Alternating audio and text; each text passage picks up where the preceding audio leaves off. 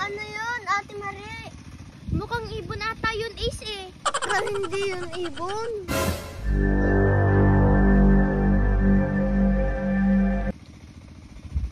Ibon! Hindi! Ibon! Hindi!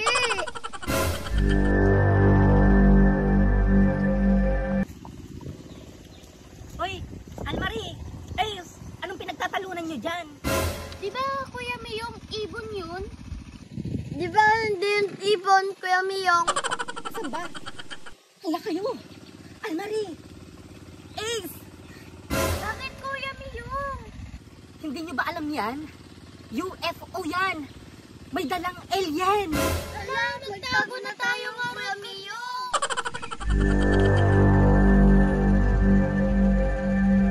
Tara na, magsipagtago na tayo, baka kuhanin tayo ng mga alien, tara na!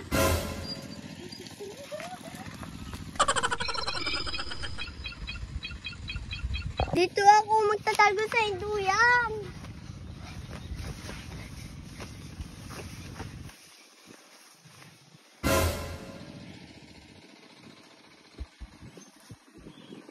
Dito na lang ako sa may likod ng puno.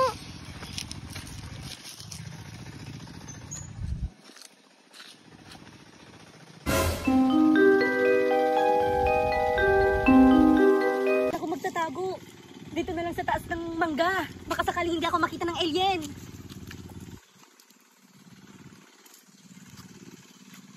Dito na lang ako.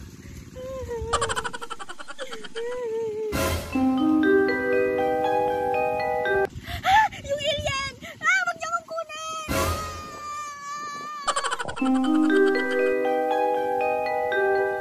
Hala, nakuha na si Kuya Miyong. Kawawa naman siya.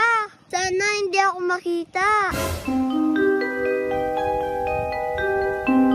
Hala, papunta na yung alien. Sana hindi ako makita. Naku, nandiyan na siya.